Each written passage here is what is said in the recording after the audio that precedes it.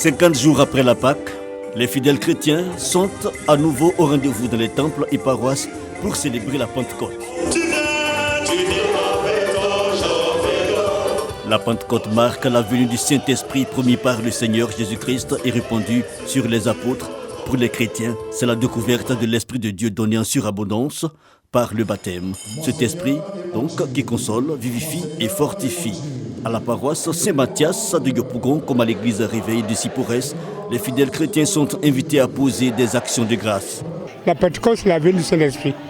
L'Esprit de Dieu, comme Dieu nous a dit, je m'en vais. Si j'ai fini de préparer la place, il va envoyer un consolateur.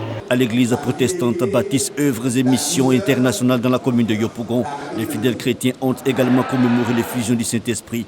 Dans son message, le docteur Yahya Dion Robert a situé le contexte de cette célébration de la Pentecôte. Il invite les Ivoiriens à expérimenter les fruits de l'Esprit. En Israël, quand on parle de Pentecôte, c'est la fête des fruits.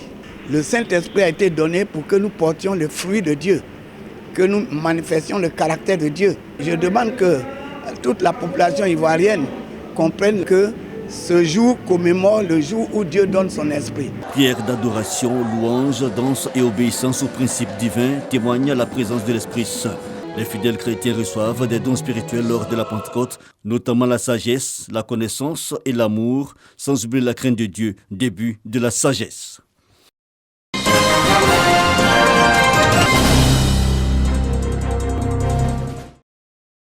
Loisirs ou activités commerciales, la pêche fournit nourriture, emploi et contribue au bien-être économique de nombreuses personnes à travers le monde.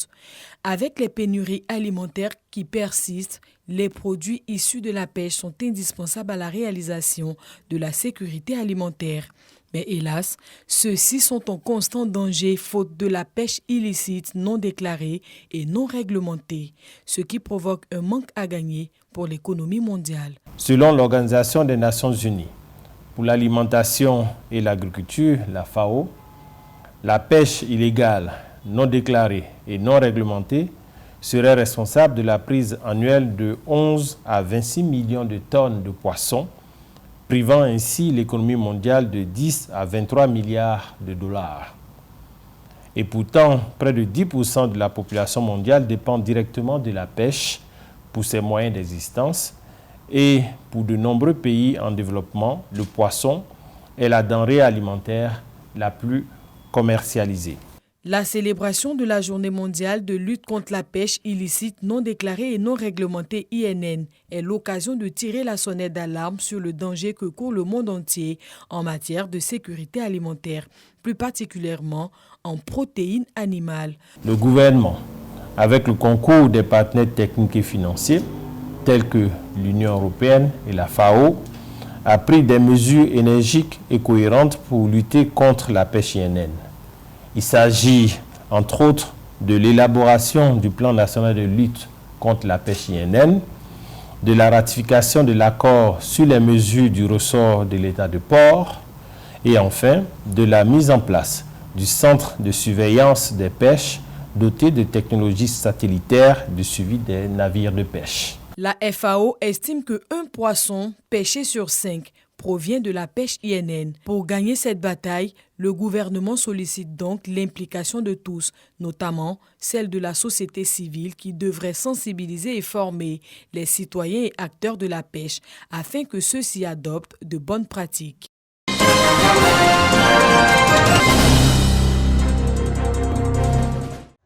Souleymane Konaté, le tout premier Ivoirien à accéder au poste de secrétaire général du CAMES depuis sa création en 1968, célébré par ses pairs. Professeur titulaire des universités du CAMES en écologie, il est l'actuel directeur général de la recherche et de l'innovation depuis le 8 octobre 2020. Souleymane Konaté est le directeur de la formation doctorale internationale WASCAL sur le changement climatique et la biodiversité. Il est également le point focal des centres d'excellence africains en Côte d'Ivoire et membre de la Commission nationale du développement durable. Souleymane Konaté va prendre fonction en janvier 2023. Il ambitionne de faire du CAMES une institution de référence internationale en matière d'évaluation scientifique. Nous allons faire le bilan, essayer de voir un peu quels sont les principaux acquis de ce plan stratégique de développement du CAMES. Sur les 19 États membres du CAMES, 14 pays ont pris part à cette élection. La Côte d'Ivoire a obtenu 9 voix sur les 14 votants. Ce qui a joué notamment, c'est l'âge, parce qu'il fallait trouver un candidat qui a au maximum